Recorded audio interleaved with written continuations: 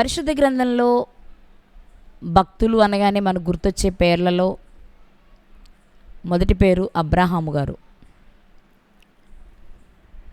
ఆ అబ్రాహాము గారి జీవితంలో నుండి కొన్ని విషయాలు మరోసారి ఈ రాత్రి జ్ఞాపకం చేసుకుందాం.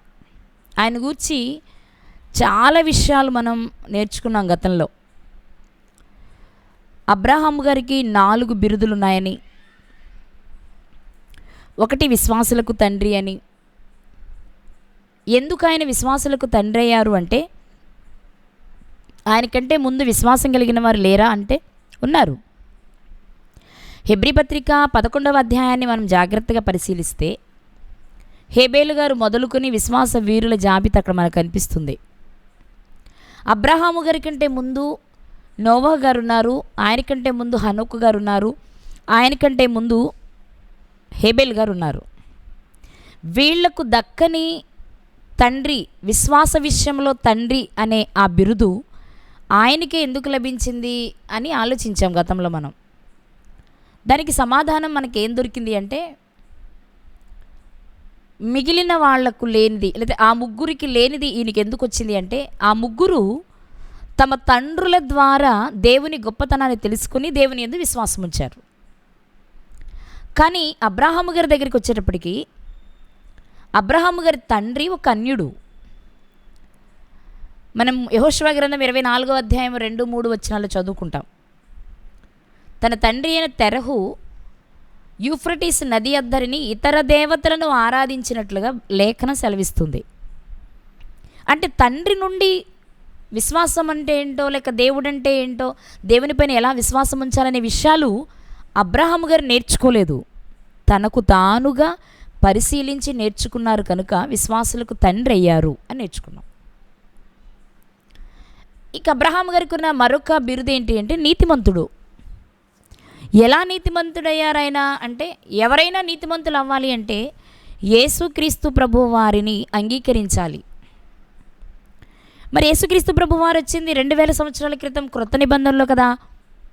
పాత నిబంధనలోని భక్తులు ఎలా అంగీకరించారు అన్నప్పుడు, అప్పుడే యేసుక్రీస్తు వారు వస్తారని, మనుషులందరి కొరకు మరణిస్తారని, సమాధి చేయబడతారని, తండ్రి మహిమ వలన లేపబడతారని విశ్వసించారు ఆనాటి భక్తులు. అందుకే వాళ్ళంతా నీతిమంతులయ్యారు. విశ్వాసం అంటేనే చూడకుండా నమ్మాలి, అలానేది లేదని కాదు, ఏదో ఒకరోజు చూస్తామని నమ్మడమే విశ్వాసం. కాబట్టి అబ్రాహాము గారు కూడా యేసుక్రీస్తు వారిని విశ్వసించడం చేత నీతిమంతుడు అనిపించుకున్నారు. ఇక 3వ బిరుదు దేవునికి స్నేహితుడు. ఎలా దేవునికి స్నేహితుడయ్యారాయన అంటే, నిజమైన స్నేహితుడు విడువక ప్రేమిస్తాడు. అబ్రాహాము గారి జీవితంలో దేవుణ్ణి విడిచిపెట్టే సందర్భాలు ఎన్నో. వాటిలో అతి ప్రాముఖ్యమైనది తన కుమారుని బలి ఇచ్చే సందర్భం. కానీ ఆ సమయంలో కూడా దేవుణ్ణి విడవలేదు. ప్రాణాలను ఇచ్చేయడానికే ఇష్టపడ్డారు, కానీ ప్రభువుని విడిచిపెట్టడానికి ఇష్టపడలేదు అబ్రాహాము గారు. అందుకే నువ్వు నా స్నేహితుడివై అబ్రాహాము అన్నారు. ఇక ఆయనకున్న 4వ బిరుదు ఏంటి అంటే నమ్మకమైన మనస్సు గలవాడు. మనం నెహెమ్యా గ్రంథం 9వ అధ్యాయం 7-8 వచనాల్లో చదువుకుంటాం. అంత నమ్మకం ఎలా సంపాదించారు ఆయన అంటే, అంతే, ఒక్కసారి దేవుని దగ్గరకు వచ్చాక ఇక వెనుక తిరగలేదు.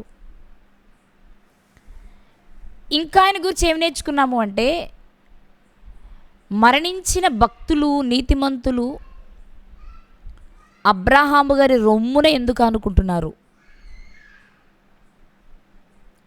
ఎందుకు అంటే అది ప్రేమించే వారికి ఇచ్చే స్థానం.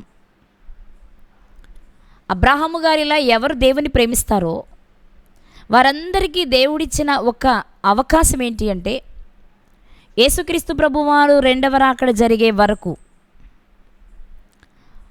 ముందే మరణించి ఉంటే పరదేశకు వెళ్ళిన వారంతా అబ్రాహాము గారి రొమ్మున ఆనుకునే అవకాశం ఇచ్చారు. ఇలా అబ్రాహాము గారి జీవితంలో ఎన్నో ఎన్నో విషయాలు మనం నేర్చుకున్నాం. ఈ రాత్రి కూడా మరికొన్ని మాటలు మీతో పంచుకోవాలి అనిపించింది నాకు.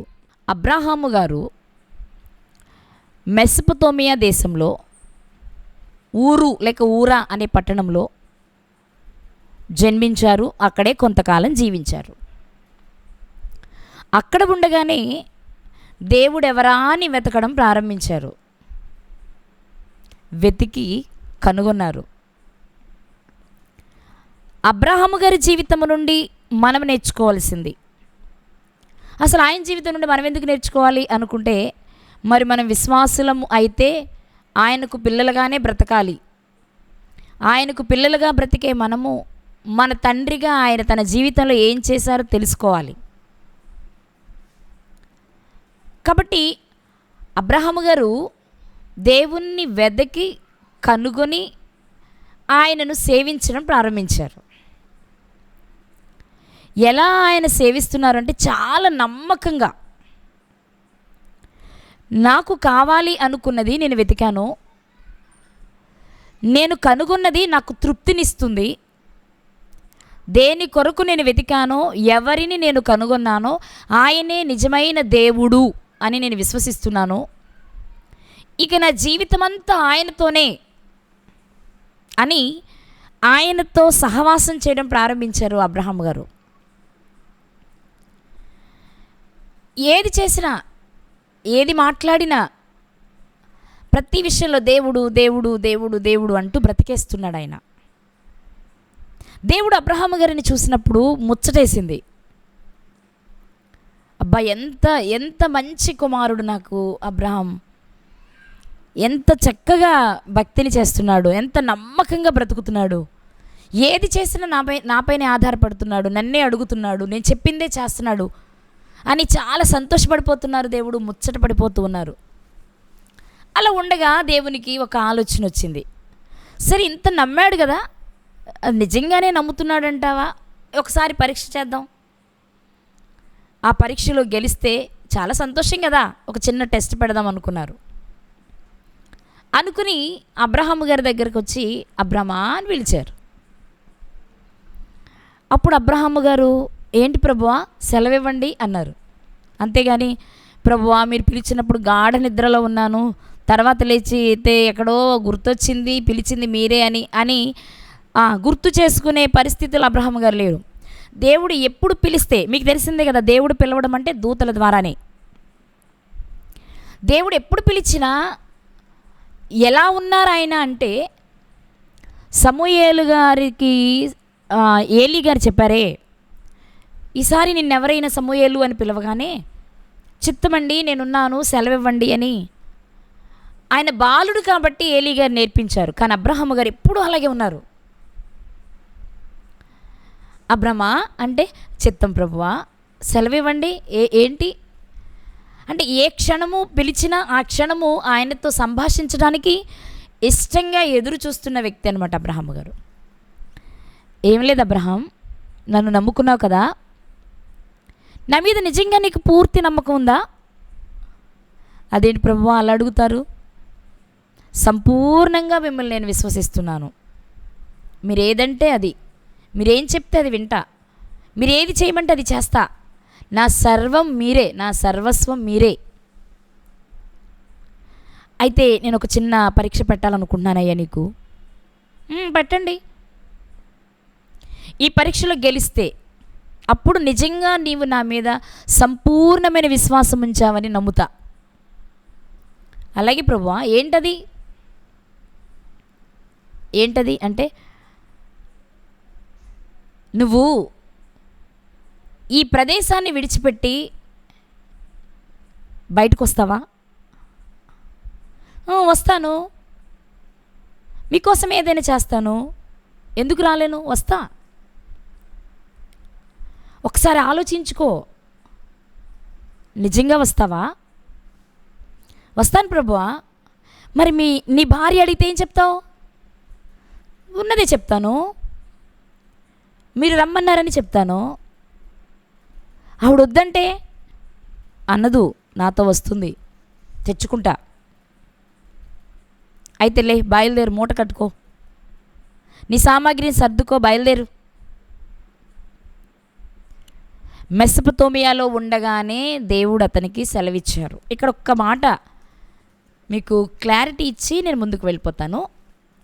ఆదికాండము 11వ అధ్యాయము ఆదికాండము 11వ అధ్యాయము 31వ వచనం నుండి చదువుకుందాం. 31వ వచనం.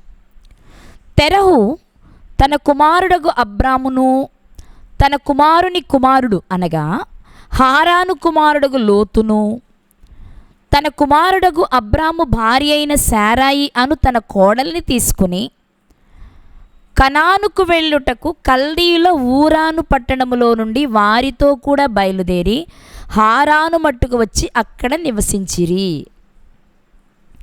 ఈ వచనంలో తెరహుగారే కనాను వెళ్ళడానికి బయలుదేరినట్లుగా వ్రాయబడింది. తెరహు తన కుమారుడు అబ్రాముని, శారా గారిని, అలాగే లోతు గారిని వెంటబెట్టుకొని తెరహుగారే కనాను వెళ్ళడానికి బయలుదేరినట్లుగా ఇక్కడ కనిపిస్తుంది. ఇప్పుడు మనం ఆలోచించవలసిన విషయం ఏంటి అంటే, దేవుడు పిలిచింది తెరహు గారినా అబ్రాము గారినా? అబ్రాము గారిని. మరి అలాంటప్పుడు తెరహు గారు కనాను వెళ్ళడానికి ఎలా బయలుదేరతారు? ఇక్కడ మనం ఒక విషయాన్ని ఆలోచిస్తే, అపోస్తల కార్యములు 7వ అధ్యాయము, అపోస్తల కార్యములు 7వ అధ్యాయము మొదటి వచనాన్ని చదువుకుందాం. మొదటి 2 వచనాలు చదువుకుంటే అప్పుడు మీకు ఈ సందేహం బాగా అర్థమవుతుంది. ఇది స్టెఫెను గారి సందర్భం. ప్రధాన యాజకుడు ఈ మాటలు నిజమేనా అని అడిగెను. అందుకు స్టెఫెను చెప్పినదేమనగా, సహోదరులారా, తండ్రులారా, వినుడి. మన పితరుడైన అబ్రాహాము హారానులో కాపురముండక మునుపు మెసొపొతేమియాలో ఉన్నప్పుడు మహిమగల దేవుడు అతనికి ప్రత్యక్షమై, నీవు నీ దేశమును నీ స్వజనమును విడిచి బయలుదేరి నేను నీకు చూపించబోవు దేశమునకు రమ్మని అతనితో చెప్పెను. అప్పుడు అతడు కల్దీయుల దేశము విడిచిపోయి హారానులో కాపురముండెను. ఇక్కడ దేవుడు అబ్రాహాము గారికి ప్రత్యక్షమైంది ఎప్పుడు అంటే, హారాను రాకమునుపు, అంటే మెసొపొతేమియాలో ఊరాని పట్టణంలో ఉండగానే, ఊరాని పట్టణంలో ఉండగానే బయటకు రమ్మన్నప్పుడు అబ్రహాము గారు బయటకు వస్తున్నారు. కానీ మీరు ఆదికాండంలో చదివినప్పుడు అబ్రహాము గారి కంటే ముందే దేవుడే తెరహు గారికి ఒకవేళ సెలవిచ్చారా, అందుకే కుమారుణ్ణి కోడల్ని తీసుకుని బయటకు వచ్చారా అని సందేహం వస్తుంది. కాదు, ఇక్కడ తెరహు గారి ప్రమేయం ఏమి లేదు. అబ్రహాము గారికి దేవుడు సెలవిచ్చినప్పుడు అబ్రహాము గారే బయటకు రావడానికి ఇష్టపడ్డారు, బయటకు వచ్చారు. తనతో పాటు తన తండ్రిని కూడా తీసుకొని వచ్చారు. మరి హారాను వరకు వచ్చేందుకు ఆగిపోయారు అంటే ఎక్కడికి వెళ్ళాలో తెలియదు కదా. ఇక్కడ మనం ఆలోచించవలసిన విషయం ఏంటంటే, ఎక్కడికి వెళ్ళాలో తెలియదు. అదేంటి, కనానుకు వెళ్ళడానికే కదా బయలుదేరారని మీకు అనిపిస్తుంది. కనానుకు వెళ్ళడానికి బయలుదేరారని ఆదికాండంలో కనిపించినంత మాత్రాన్ని తెలిసి బయటకు వచ్చారు అనుకోవడానికి లేదు. మనం హెబ్రీలకు రాసిన పత్రిక 11వ అధ్యాయము, హెబ్రీలకు రాసిన పత్రిక 11వ అధ్యాయము 8వ వచనం. హెబ్రీ పత్రిక 11వ అధ్యాయం 8వ వచనంలో, అబ్రాహాము పిలువబడినప్పుడు విశ్వాసమును బట్టి ఆ పిలుపునకు లోబడి తాను స్వాస్థ్యముగా పొందనయున్న ప్రదేశమునకు బయలు వెళ్ళెను, మరియు ఎక్కడికి వెళ్ళవలెనో అది ఎరుగక బయలు వెళ్ళెను. ఆయన బయటకు వచ్చేటప్పటికి కనానుకు వెళ్ళాలనే సంగతి అబ్రాహాము గారికి తెలీదు. దేవుడు పిలిచిన అబ్రహాము గారికి తెలియనప్పుడు తెరహు గారికి ఎలా తెలుస్తుంది? ఇప్పుడు మీకు అనిపిస్తుంది, మరి ఆదికాండం 11వ అధ్యాయంలో ఉంది కదండి, బైబిల్లో నుండి ఒక వచనమైన సున్నైన పుల్లైన తీయొద్దు కదా, తీయకూడదు కదా అని మీకు అనిపిస్తుంది. రైటే, తీయకూడదు. కానీ మరి 2 సందర్భాలు వ్యతిరేకంగా అనిపిస్తుంటే బైబిల్ విరుద్ధంగా అనిపిస్తుంది కదా మరి మనకి. అక్కడేమో కనానుకు వెళ్ళడానికే తండ్రే కుమారుణ్ణి, కోడల్ని, మనవణ్ణి వెంటబెట్టుకొని వచ్చినట్టుంటే, హెబ్రీ పత్రిక వచ్చేటప్పటికి హెబ్రీలకు రాసిన పత్రికను రాస్తున్న గ్రంథకర్త చెప్తున్న మాట ఏంటంటే, ఆయన అసలు ఎక్కడికి వెళ్ళాలో తెలియదని చెప్తున్నారు. ఇందులో ఏది నమ్ముదాం? కనాను వెళ్ళడానికే బయలుదేరారా, ఎక్కడికి వెళ్ళాలో తెలియకనే బయలుదేరారా అంటే తెలియక బయలుదేరారా అనేదే వాస్తవం. ఎందుకంటే తెలియకపోయినా బయలుదేరాడు కనుకనే విశ్వాసంలో తారస్థాయికి చేరారు ఆయన.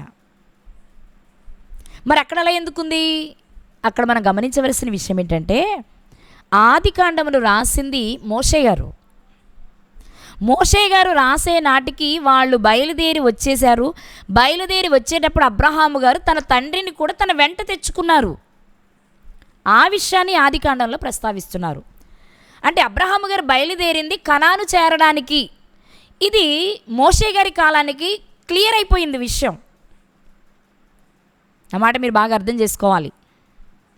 కనాను అనే మాట ఆదికాండంలో ప్రస్తావించడానికి కారణం ఏంటంటే, ఆదికాండాన్ని రాసింది మోషే గారు.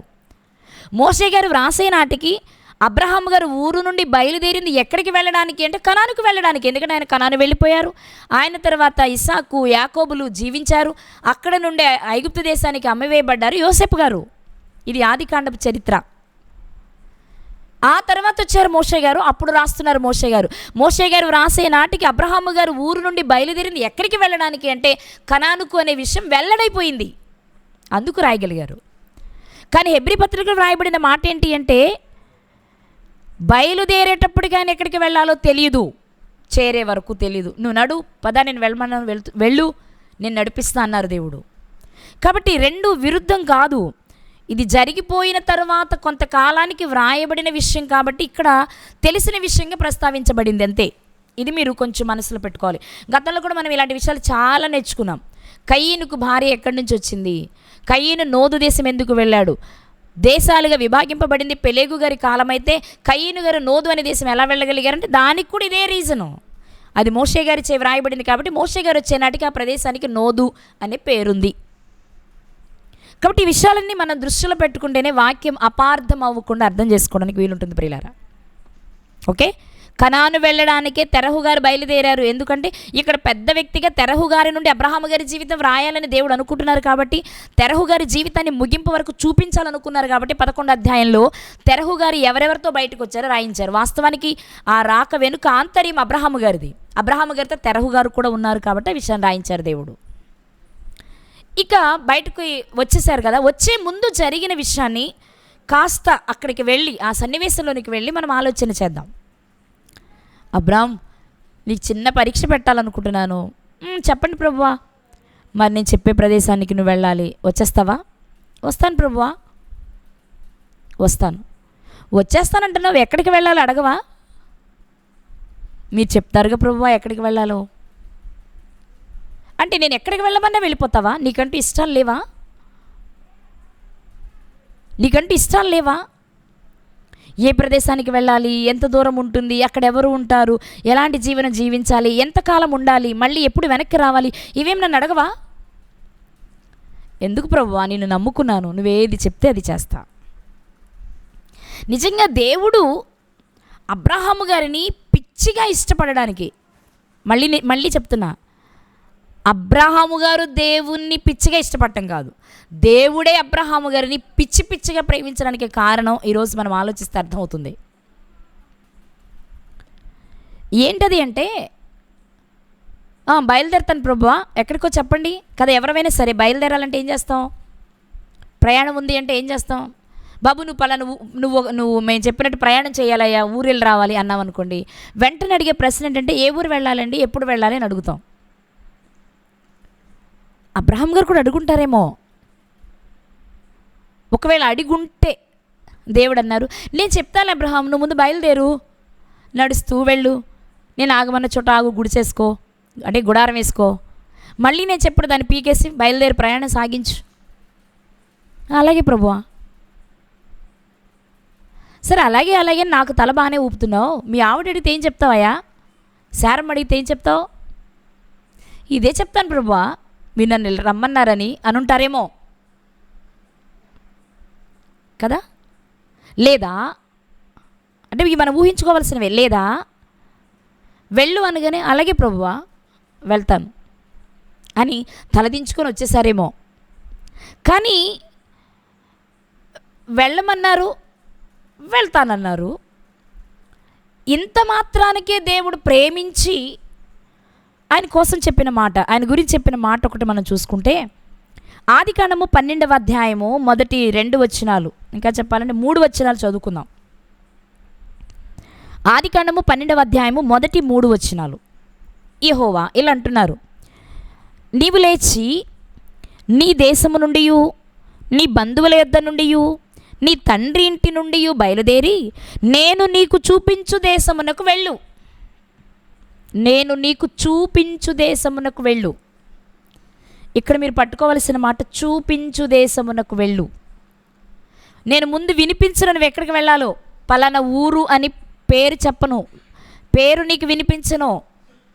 వెళ్తూ ఉండు, వెళ్ళిన తర్వాత చూపిస్తా, అప్పుడు ఆగు, అక్కడ ఆగిపో. అంటే నువ్వెక్కడికి వెళ్ళాలో నేను ముందు నీకు చెప్పను. అది ఆ మాటలోని ఆంతర్యం. నిజంగా అది మనకి ఎంత విసుగిస్తుందో తెలుసా అండి, విసుగొస్తుందో తెలుసా అలాంటి మాటలు. ఏదో వెళ్దాం అనుకుంటాను ఆయన్ని ప్రేమించి, మళ్ళీ ఎక్కడికి వెళ్ళాలో చెప్పరంట. ఎక్కడికి వెళ్ళాలో చెప్పకుండా ఎలా వెళ్తాను నేను అంటాం మనమైతే కదా. దేవుడు అంటున్నారు, నీ దేశము నుండి, నీ బంధువుల యొద్ద నుండి, నీ తండ్రి ఇంటి నుండి బయలుదేరి నేను నీకు చూపించు దేశమునకు వెళ్ళు. నిన్ను గొప్ప జనముగా చేసి నిన్ను ఆశీర్వదించి నీ నామమును గొప్ప చేయుదును. నీవు ఆశీర్వాదముగా నుందుదువు. నిన్ను ఆశీర్వదించు వారిని ఆశీర్వదించదను, నిన్ను దూషించు వారిని శపించదను. భూమి యొక్క సమస్త వంశములు నీ యందు ఆశీర్వదించబడునని అబ్రాముతో అనగా. ఏమండి, వాటిని వదులుకొని వచ్చినంత మాత్రాన గొప్ప జనంగా చేసేస్తారు ఆయన్ని. ఈ దేశం వదిలి మరొక దేశం వెళ్ళమన్నారు, వెళ్తానన్నారు. అంత మాత్రానికే దేవుడు నిన్ను గొప్ప జనముగా చేస్తా, నిన్ను ఆశీర్వదిస్తా, నిన్ను ఆశీర్వదించే వారిని ఆశీర్వదిస్తా, ఎవడైనా నిన్ను శపిస్తే వాడిని నేను శపిస్తా. ఇంత పెద్ద పెద్ద పదాలు పలకాలా? అంత విషయం ఉందా అందులో? అంత విషయం ఉందా అందులో? ఉందండి. ఆలోచన చేద్దాం మనం కూడా ఈ పూట. దేవుడు చెప్తున్నప్పుడు నువ్వు లే, ఫస్ట్ లేస్తాను ప్రభువా, ఎక్కడికి వెళ్ళాలి? ఈ దేశం కాదంటున్నావే, మరొక దేశం అంటున్నావే, అదే దేశం. దేవుడు చెప్పిన మాట నీ దేశము నుండి బయలుదేరు అన్నారు. మనం ఆలోచన చేస్తే ఎక్కడుంటే ఏముంది ప్రభు, ఏ దేశం అయితే ఏముంది, వెళ్తానులే. ఆ దేశం నుండి ఈ దేశానికి, ఈ దేశం నుండి ఆ దేశానికి రాకపోకలు జరుగుతూ ఉంటాయిగా, ఎక్కడున్నా పెద్ద నాకేం ఇబ్బంది లేదులే అనుకున్నారేమో అబ్రహాము గారు. అలా కాదు అబ్రహాము, ఈ దేశాన్ని వదిలి వెళ్ళడము అంటే ఇక మళ్ళా నువ్వు ఈ దేశానికి రాకూడదు సుమా. ఆ వచనంలో ఉన్న మాటలు కొంచెం మనం అర్థం చేసుకునే ప్రయత్నం చేస్తే, నీ దేశం నుండి వచ్చాయి అంటే అన్నీ వదులుకొని వచ్చాయి అన్నారు అంతే అని సింపుల్గా అనుకుంటున్నాం మనం. కానీ నీ దేశాన్ని వదిలి రావడం అంటే ఎంతకాలం ప్రభా, ఒక 3 ఏళ్ళ, ఒక 5 ఏళ్ళ, ఒక 10 ఏళ్ళ తర్వాత మళ్ళీ నా దేశాన్ని ఇక నువ్వెప్పటికీ తిరిగి రాకూడదు. అవునా? అంటే ఈ దేశాన్ని నేను వదిలేయాలా? ఇది నాకు అశాశ్వతమైందా? ఒక్కసారి ఈ దేశాన్ని విడిచాక ఇక మళ్ళీ నేను ఇక్కడికి రాకూడదా? లేదు, రాకూడదు. ఒకసారి ఈ దేశంలో నుండి నీ అడుగు బయట పడితే ఇక ఎప్పటికీ నువ్వు తిరిగి రాకూడదు. అబ్బో, ఇది కొంచెం కష్టంగా ఉందే. సరే, అయినా దేశం మారిన ఏముందిలే, అప్పుడప్పుడు పెళ్ళిళ్ళకి ఫంక్షన్స్కి మరలా ఇక్కడికి వచ్చి చూసి వెళ్తానులే, నా నివాసం అక్కడ పెట్టుకుంటాను, అప్పుడప్పుడు కార్యక్రమాలకు వచ్చి చూసి మా వాళ్ళని చూసుకుని వెళ్తానులే అనుకున్నారేమో. వెంటనే దేవుడు అంటున్న రెండో మాట ఏంటో తెలుసా? ఒకవేళ దేశం మారి పెళ్ళిళ్ళకి అంటే ఫంక్షన్స్కి వచ్చి వాళ్ళని చూసుకుందాం అనుకుంటావేమో, నీ బంధువులను కూడా నువ్వు విడిచిపెట్టేయాలి. అవునా ప్రభువా? బంధువులతో కూడా ఎలాంటి సంబంధం ఉండకూడదా? బంధువుల కోసం కూడా నేను ఎప్పుడు రాకూడదా? తిరిగి ఇక్కడికి రావడానికి, ఏ విషయానికి రావడానికి ఇక్కడికి లేదా? నీ బంధువులే కాదు, నీ తండ్రి ఇంటి వారిని కూడా నువ్వు విడిచిపెట్టేయాలి. దేశాన్ని విడిచిపెట్టేయాలి, బంధువుల్ని విడిచిపెట్టేయాలి, నీ ఇంటి వారిని, తండ్రి ఇంటి వారిని కూడా నువ్వు విడిచిపెట్టేయాలి. అంటే ఇవన్నీ కలిగిన వాడవు నీవిప్పుడు. ఈ దేశంలో నీకు బంధువులు ఉన్నారు, స్నేహితులు ఉన్నారు, నీ రక్త సంబంధికులు ఉన్నారు. ఆయనకు చెప్పే నాటికి తెరహు గారు బ్రతుకున్నారు, నాహోరు గారు బ్రతుకున్నారు. వీళ్ళందరినీ విడిచిపెట్టి వెళ్ళాలి. ఓకే, విడిచిపెట్టి వెళ్ళడం పెద్ద విశేషం కాదు. ఇకెప్పటికీ వాళ్ళ దగ్గరకు నువ్వు రాకూడదు. అంటే అందరూ ఉన్న అనాథలా బ్రతకాలి. ఒంటరి జీవితాన్ని అనుభవించాలి. వీళ్ళంతా నాకున్నారు, నాకేంటి అనుకోవడానికి లేదు. వీళ్ళందరూ ఉన్నారులే కానీ వీళ్ళందరూ ఎవ్వరూ నీ వాళ్ళు కాదు.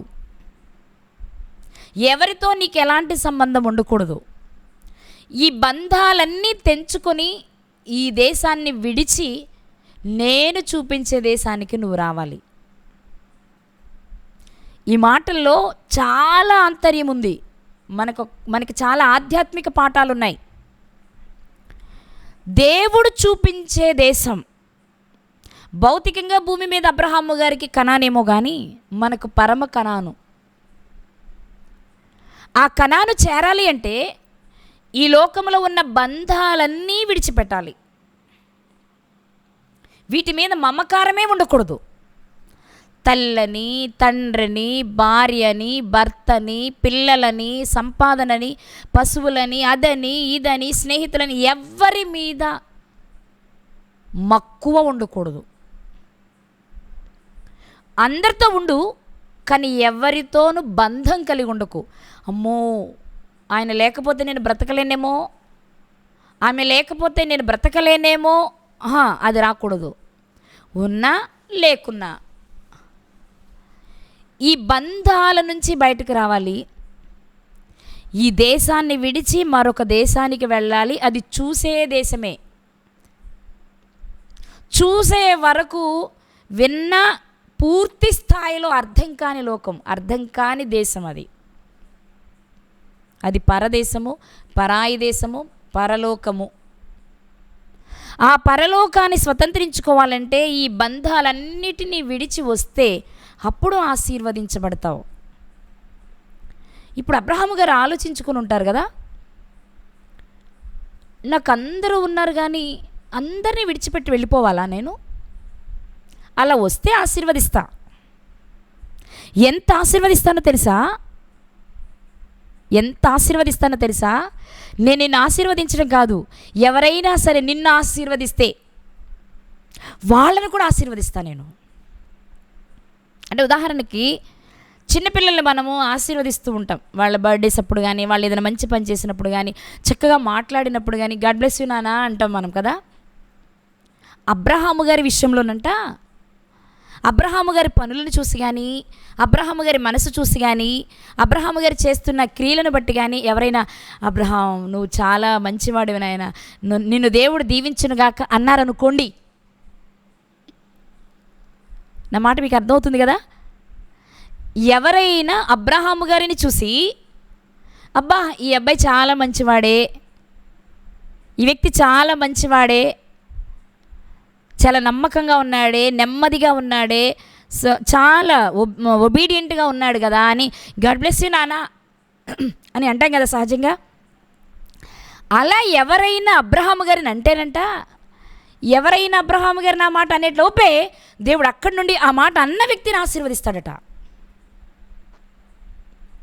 అసలు ఏంటి అబ్రహాము గారి మీద ఆయనకున్న ప్రేమ అంటే, అన్నీ వదులుకొని రావడం ఎవరు చెయ్యలేని పనండి. ఆ వయసులో పూర్తిగా దేవుని పైన ఆనుకుని సమస్తాన్ని వదిలేసి రావడం అంటే ఎవరు చేయలేరు. ఎందుకు చేయలేరంటే ఒక్క రీజన్ చెప్తాను. ఎక్కడికి వెళ్ళాలో ఆయనకి తెలీదు.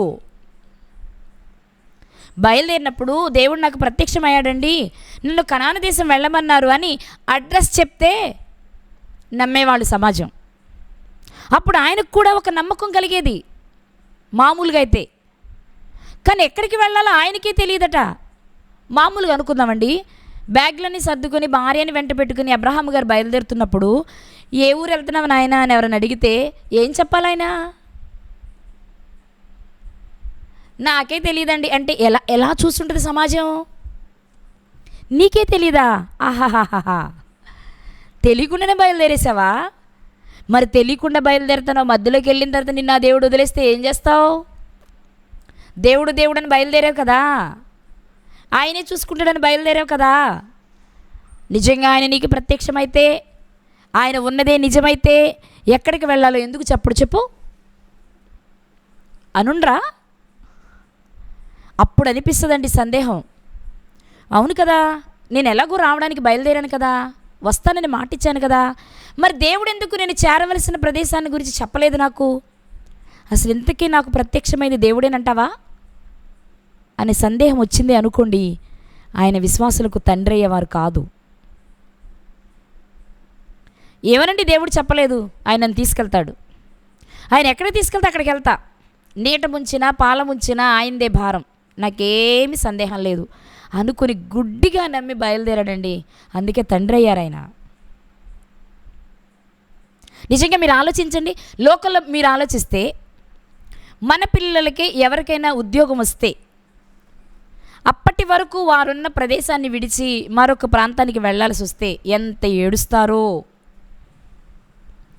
అబ్బా, 5 ఏళ్ల నుంచి 10 ఏళ్ల నుంచి మీతో అలవాటైపోయింది, మా చుట్టూ ఉన్న మనుషులతో మంచి సంబంధాలు ఏర్పడ్డాయి, ఇప్పుడు వీళ్ళందరినీ వదిలి మళ్ళీ కొత్త ప్రదేశానికి వెళ్ళాలా అని చాలా ఏడుస్తారు కదా, చాలా బాధపడిపోతారు. అక్కడికి వెళ్ళాక మామూలే, కానీ వెళ్ళే లోపు మాత్రం చాలా బాధపడతారు. విడిచి వెళ్ళాలి అంటే కనీసం ఎంత లేదని 1 వారం రోజులు పడుతుంది ఆ మూడ్లో నుంచి బయటకు రావడానికి. వెళ్ళేవారికి బాధే, పంపించేవారికి బాధే. ఇది ఇంకా బెటర్. అదే ఆడపిల్లని అత్తగారింటికి పంపే విషయం ఆలోచించండి, ఇక తల్లిదండ్రులకు ధారే. ఎందుకు చెప్పండి? మళ్ళీ కలుసుకోరా వాళ్ళు? ఏమండి, మళ్ళీ కలుసుకోరా? ఖచ్చితంగా కలుస్తారు, అన్ని కార్యక్రమాలకు వస్తారు. అంతెందుకండి, ఇప్పుడు ఏడ్చి పంపిస్తారు, అక్కడికి వెళ్ళి మన అమ్మాయి ఏడిపిస్తుంది అందరినీ, ఆ రేంజ్లో ఉంటుంది. కానీ ఇప్పుడు పంపించేటప్పుడు మాత్రం ఏం ఏడుస్తారో తల్లిదండ్రులు. అంటే ఏడవద్దని కాదు, ఎందుకంటే ఇక రేపటి నుంచి వారి అమ్మాయి అయిపోయింది, అక్కడ జీవించాలి, వాళ్ళ పద్ధతులకు అనుకూలంగా ఉండాలి, వారి మనసు ఎలాంటిదో, వారి విధానాలు ఎలాంటివో, వాటికి తను అడ్జస్ట్ అవుతుందో లేదో, ఇలాంటి ఆలోచనలు కలిగి ఇక వివాహం అయిన తర్వాత పంపించేటప్పుడు ప్రతి ఇంటిలోనూ ఏడుపు కనిపిస్తుంది మనకి. మళ్ళా కలిసేవారే అంతగా ఏడిస్తే, నా ఉద్దేశం మీకు అర్థమై ఉండాలి, మరలా కలిసేవారే అంత ఏడిస్తే తన తండ్రి ఇంటి వారిని, తన బంధువులను, తన దేశాన్ని సహితం విడిచిపెట్టి ఇక మళ్ళీ వెనక్కొచ్చే పరిస్థితే లేదు అంటే దానిని మనం మనకు తెలిసిన భాషలో పోల్చుకుంటే దేనితో పోల్చుకోవాలో తెలుసా? మరణంతో పోల్చుకోవాలి. చచ్చిన వానితో సమానం అది కాదు. మనం ఒక శవాన్ని తీసుకుందాం, ఒక చనిపోయిన మనిషిని తీసుకుంటే ఏంటి అతని పరిస్థితి అంటే, నిన్నటి వరకు అందరితో కలిసి ఉంటాడు, అందరితో అన్ని కార్యక్రమాలలో పాలు పంచుకొని ఉంటాడు, ఎన్నో సంతోషాలు పంచుకొని ఉంటాడు, ఎన్నో బాధలు పంచుకొని ఉంటాడు. కానీ ఇప్పుడు దేవుడు చెప్తున్నారు, ఇక నువ్వు వెనక్కి రావద్దు అంటే ఇక్కడ ఎవ్వరూ నీకు లేరు. మరి నువ్వెవరివి? నేను ఒంటరి వాడను అంటే ఒక జీవశవం లాంటి స్థితి అబ్రహాము గారిదప్పుడు. ఆ స్థితిని ఒప్పుకోవడం ఎవరి వల్ల కాదు, కానీ అబ్రహాము గారు ఒప్పుకున్నారు చూడు. అందుకే స్నేహితుడు కాగలిగాడు ఆయన. అందరూ ఉంటే లేనట్టు ఎలా బ్రతకమంటావు ప్రభువా? సరే ఎక్కువ వెళ్ళంలే, ఎప్పుడో 100కో 1,00,00,000కో పండక్కో పబ్బానికో ఒక్కసారి వెళ్తానులే అనేం అడగలేదు. ఓకే, దేశాన్ని వదలాలా? వదిలేస్తా. బంధువులను వదలాలా? వదిలేస్తా. నా సొంత ఇంటివారు, నా అన్నదమ్ములు కూడా వదిలేయాలా? వదిలేస్తా. ఒంటరిగా ఓ అనాథల, ఓ శవల్లా నేను ఇక్కడి నుంచి వెళ్ళిపోవాలా? వెళ్తా. ఆ స్థితిని కూడా సంతోషంగా అంగీకరించారే, అది నచ్చింది దేవునికి. అందుకే ఆ స్థితి అలా ఉంటుందని తెలుసు కాబట్టి దేవుడు చెప్పిన మాట, ఇది నువ్వు చేయగలిగితే నిన్ను ఆశీర్వదిస్తానయ్యా. నువ్వు ఒంటరిగా, ఒక అనాథల, ఒక రిక్తునిగా అన్నీ వదులుకొని నువ్వు బయటికి రాగలిగితే నువ్వు ఊహించినంత మందిని నేను నీకు ఇస్తా. కానీ అంతమంది నేను నీకు ఇవ్వాలి అంటే మాత్రం నువ్వు ఒంటరిగానే బయటికి రావాలి. ఒంటరిగా బయటికి రమ్మనేటప్పుడు దేవుడు ఎందుకు ఆశీర్వదిస్తానన్నారు అంటే, అలా ఒంటరిగా అన్నీ ఉన్నా వదులుకొని రావడం ఎవరు చేయలేని పని. అది అబ్రహాము గారు చేయడానికి ఇష్టపడ్డారు. ఈరోజు మనం చేయాల్సింది కూడా అదే. అంతెందుకండి, ఇక్కడ దేవుడు అబ్రహాము గారికి చెప్పిన మాటే క్రొత్త నిబంధనలో యేసుక్రీస్తు వారి విషయంలో కూడా మనం చూస్తాం కదా. ఒకసారి ఆ మాటను చూద్దామా. ఒకసారి మనం ఆ మాటను చూడగలిగినట్లయితే లూకాసు వార్తలో కనిపిస్తుంది ఆ మాట మనకి. లూకాసు వార్త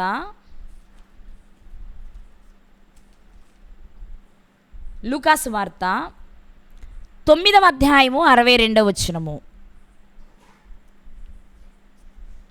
లూకాసు వార్త 9వ అధ్యాయము 62వ వచనంలో మనకు కనిపించే మాట ఏంటి అంటే,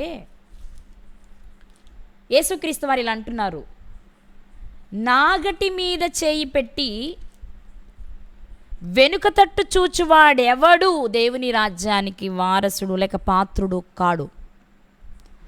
ఒకసారి చేయి పెట్టిన తర్వాత, ఒకసారి బయటకు వచ్చిన తర్వాత, ఒకసారి వెళ్ళాలని నిర్ణయించుకున్న తర్వాత, ఒకసారి వస్తాను అని దేవునికి మాటిచ్చిన తర్వాత ఇక జీవితంలో వెనుకకు తిరగకూడదు. ఇది దేవుడు అబ్రహాము గారికి చెప్పిన మాట, మనకి చెప్తున్న మాట. ఇక మరొక విషయం ఏంటి అంటే, యేసుక్రీస్తు ప్రభువారు మాట్లాడుతూ తనకు శిష్యునిగా ఉండాలి అనుకునే వారితో చెప్పిన మాట ఒకసారి మనం చూద్దాం. లూకాసు వార్త 14వ అధ్యాయం, లూకాసు వార్త 14వ అధ్యాయము 25, 26 వచనాలు చదువుకుందాం, 27 కూడా చదువుకుందాం. బహుజన సమూహములు ఆయనతో కూడా వెళ్ళుచున్నప్పుడు ఆయన వారి తట్టు తిరిగి, ఎవడైనను నా యొద్దకు వచ్చి నా దగ్గరికి రావాలనుకుంటే, నాకు శిష్యుడిగా ఉండాలి అనుకుంటే, తన తండ్రిని, తన తల్లిని, భార్యను, పిల్లలను, అన్నదమ్ములను, అక్క చెల్లెండను, తన ప్రాణమును సహా ద్వేషింపకుంటే వాడు నా శిష్యుడు కానేరడు. నాకు శిష్యుడు అవ్వాలంటే అందరినీ వదులుకోవాలి,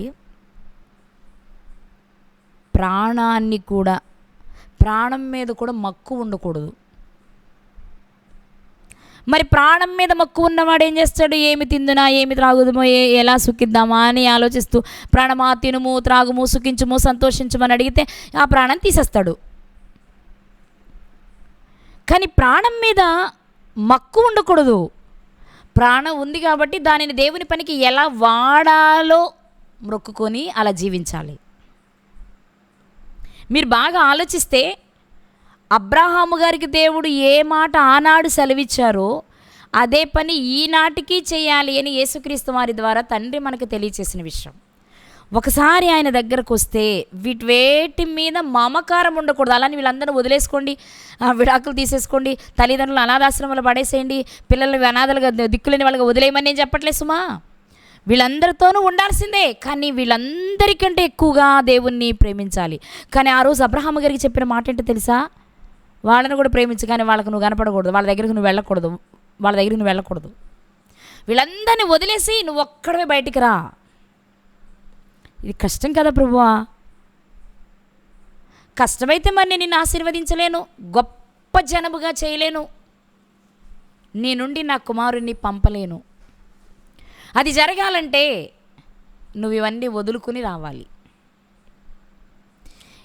ఆ మాట ద్వారా ఈ రాత్రి మనం నేర్చుకోవాల్సిన విషయం ఏంటి అంటే, మనము పరలోకం వెళ్ళాలి అంటే, దేవునికి కుమారులుగా ఉండాలి అంటే, ఈ బంధాలన్నిటి నుండి మనము దూరంగా జరగాలి.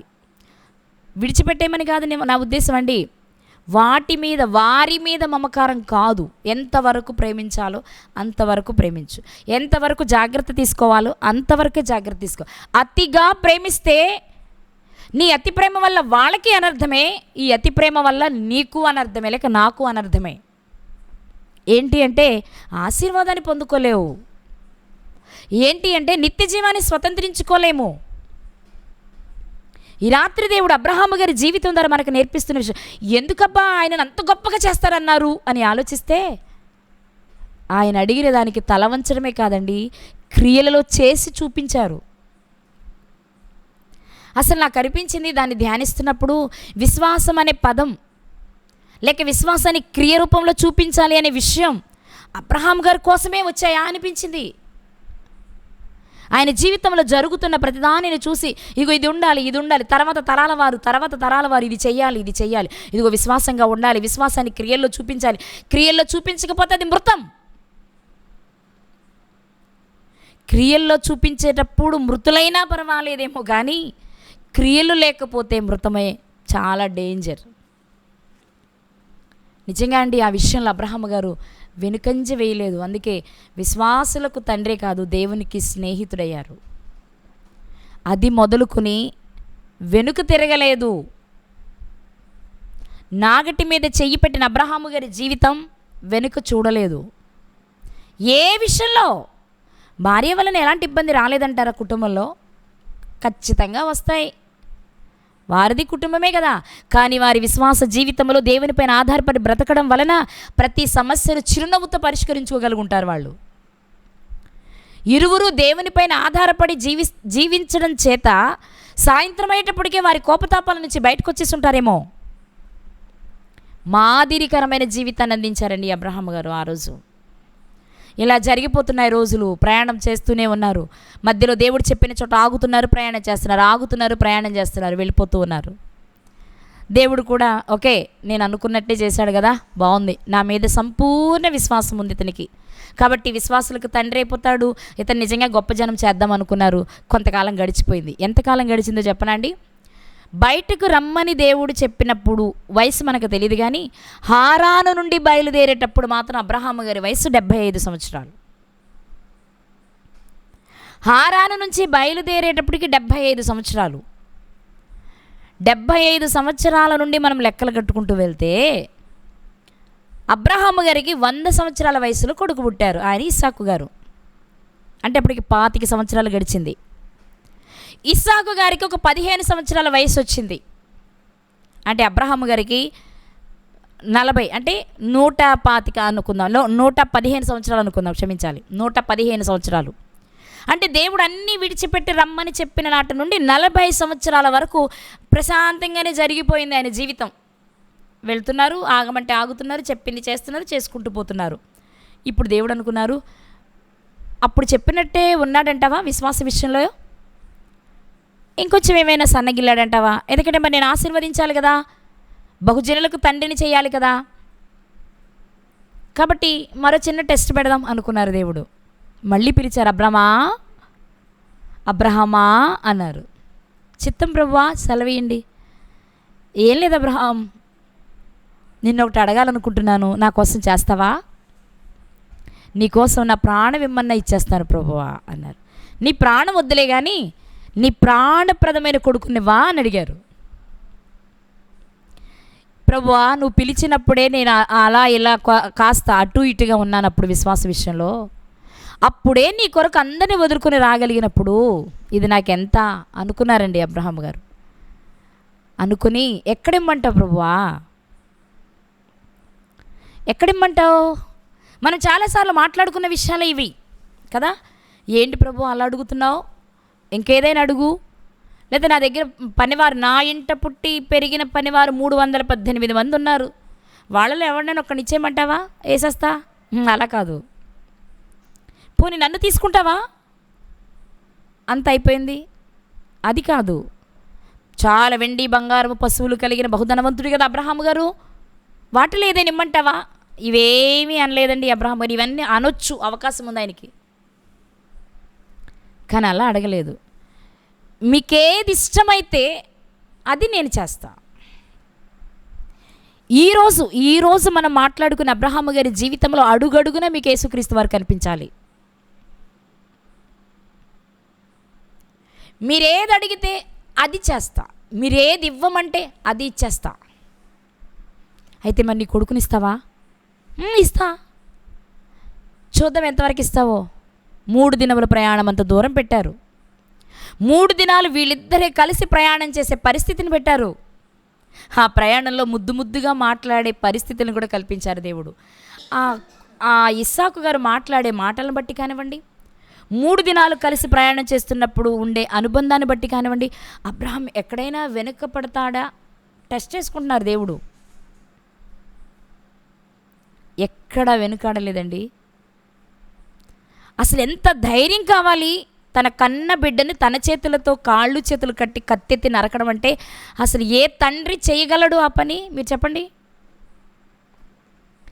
కానీ తన ప్రాణమును సహా ద్వేషించిన వాడు అబ్రహాము గారు. కొడుకుని ప్రేమించాడు, భార్యని ప్రేమించాడు, అందరినీ ప్రేమించాడు. ఎంత అంటే దేవుని కంటే తక్కువే, ఎక్కువ కాదు. దేవుని కంటే తక్కువ. తన జీవితంలో దేవుడే సర్వస్వం. ఏది చేయాలని ఆయనతోనే మాట్లాడాలి, ఏదైనా ఆయన చెప్తేనే చేయాలి. ఆయనే తన జీవితం అనుకుని జీవించిన వ్యక్తి అండి అబ్రహాము గారు. అందుకే ఈనాటికి మనం మాట్లాడుకుంటున్నాం కదా, నిన్ను గొప్ప చేస్తా, నిన్ను దీవించే వారిని దీవిస్తా. ఆ మాటల్లో ఆంతర్యం ఏంటో తెలుసా? నిజంగా ఆయన గొప్ప చేశారు కాబట్టి ఈరోజు మనం మాట్లాడుకుంటున్నాం మంచిగా. ఈ రాత్రి దేవుడు మనతో మాట్లాడుతున్న అద్భుతమైన విషయం ఏంటి అంటే, ఆ రోజు అబ్రహాము అన్నీ వదులుకొని, నిజంగా చెప్పాలి అంటే పరలోక ఆనందాన్ని భూమి మీదే అనుభవించిన భక్తుడండి ఆయన. పరలోక అనుభవాన్ని, ఆ పరలోక వైభవాన్ని, ఆ పరలోకపు ఆనందాన్ని భూమి మీద ఉండగానే అనుభవించిన వ్యక్తులు వాళ్ళు, ఆ విశ్వాస యోధులు, వీరులు. ఈరోజు మన పరిస్థితి ఏంటి అంటే, మన వాళ్ళను వదులుకొని ఎక్కడికి వెళ్ళడానికి మనం ఇష్టపడం. మన ఆలోచనలు, మన పనులు ఎంతసేపు మన చుట్టూ, మన వాళ్ళ చుట్టూ, ఇక్కడిక్కడే క్రిందే, మన క్రిందున్న వాటిని వెతుక్కునే పనిలోనే ఉన్నామే తప్ప పైనున్న వాటిని వెతికే పరిస్థితిలోనికి రాలేకపోతున్నాం. అందుకే మనము విశ్వాసులమే అని చెప్పుకుంటున్నా మన విశ్వాసం క్రియల రూపంలో చూపించలేని మృతులుగానే బ్రతుకుతున్నాం మనం. ఒక మాట మీకు చూపించి నేను ముగిస్తాను. హెబ్రీలకు రాసిన పత్రిక 11వ అధ్యాయము, హెబ్రీలకు రాసిన పత్రిక 11వ అధ్యాయము 4వ వచనంలోని చివరి మాట, ఆ విశ్వాసమును బట్టి నీతిమంతుడని సాక్ష్యము పొందని, ఇది హేబేలు గారిని గురించి వ్రాయబడిన మాట చెప్తూ, అతడు మృతి నొందియు ఆ విశ్వాసము ద్వారా మాటలాడుచున్నాడు. మీరు ఈ ప్లేస్లో హెబేల్ గారిని పెట్టుకోండి, హనోక్ గారిని పెట్టుకోండి, నోవాహ్ గారిని పెట్టుకోండి, అబ్రహాము గారిని పెట్టుకోండి, మోషే గారిని పెట్టుకోండి, దావీదు గారిని పెట్టుకోండి, సంసోను గారిని పెట్టుకోండి, మీరు ఎవరిని పెట్టుకోండి, భక్తులు. వాళ్ళంతా భౌతికంగా మరణించిన ఆధ్యాత్మికంగా ఇంకా సజీవంగా మనతో మాట్లాడుతూనే ఉన్నారు. కానీ అలాంటి విశ్వాసాన్ని కనుపరచలేక భౌతికంగానే బ్రతుకున్నాము, కానీ ఆధ్యాత్మికంగా ఎప్పుడో చచ్చిపోయాం. మనం జీవించుచున్నామన్న పేరు మాత్రం ఉంది, కానీ మనం ఎవరివి? మృతులమే. అందుకే ఈరోజు మరొక్కసారి దేవుడు మనతో మాట్లాడుతున్న విషయం, నా భక్తుడు చూడు, నా కుమారుడు చూడు, బ్రతికుండగానే నిర్జీవమైన స్థితిలో ఏమీ నాకు అక్కరలేదు, ఎన్నున్నా నేను ఏమీ లేనివాడిలా జీవిస్తానన్నట్లుగానే జీవించారు అబ్రహాము గారు. చాలాసార్లు మాట్లాడుకున్నాం, ధనవంతులు పరలోక రాజ్యానికి అనర్హులైతే అబ్రహాము గారు ఎలా పరలోకానికి అర్హుడు, పునాదులు కలిగిన పట్టణం కొరకు ఆయన ఎలా ఎదురు చూస్తున్నాడు, పరదేశాన్ని ఎలా నెమ్మది పొందుతున్నాడు అంటే మనం చాలాసార్లు చెప్పుకున్న మాట ఏంటి తెలుసా? ఆయనకి వెండి బంగారాలు పశువులు గుడారాలు కలిగిన బహు సంపద కలిగిన ధనవంతుడైనా వాటి మీద ఆయనకి వ్యామోహం లేదు, ఉన్నది అనుభవిస్తున్నాడు. కానీ దాన్ని మక్కువతో అనుభవించట్లా. ఆయన అనుభవిస్తున్నదల్లా ఆధ్యాత్మికమైన విషయాలలో దేవునితో సహవాసముతో, దేవుని పిల్లలతోని అనుబంధంతో. మనకు తెలుసు కదా ఆయన ఇల్లంతా ఎలా ఉంటుంది అంటే ప్రార్థన, ప్రశాంతత. ఒంటెలు మోకరించి ప్రార్థన చేస్తున్నాయండి. అబ్రహాము గారి ఇంటిలోని ఒంటెలు ప్రార్థన చేస్తున్నాయి ఆ ఇంటికి వచ్చే కోడల కోసం కదా. పరిమళాన్ని వెదజల్లే భక్తండి అబ్రహాము గారిది. దేవుడు ఎందుకు అబ్రహాము గారిని నిన్ను ఆశీర్వదిస్తాను, గొప్ప జనముగా చేస్తాను అని వదులుకొని వస్తే అనే మాటలో చాలా సింపుల్గా తీసుకోవద్దు. ఒక వ్యక్తి తన తండ్రి ఇంటి వారిని వదిలి వెళ్తే, ఉద్యోగరీత్యా బయటకు వెళ్ళేటప్పుడు ఎలా వెళ్తాడు? మళ్ళీ కలుస్తున్నా. ఒక కన్యక వివాహమైన తర్వాత తన వారిని వదిలి వెళ్ళేటప్పుడు ఎలా ఉంటుంది? మళ్ళీ కలుస్తున్నా. వీటికి మించినది అబ్రహాము గారి జీవితంలో జరుగుతుంది. వీటికి మించింది ఏంటి అంటే, ఒక వ్యక్తి అన్నీ వదులుకొని వెళ్ళడము అంటే అది మరణించినప్పుడే జరిగేది. బ్రతికుండగానే మరణించిన వ్యక్తిలా బ్రతికి ఆధ్యాత్మిక విషయాలలో సజీవునిగా మిగిలిన సజీవుడే అబ్రహాము గారు.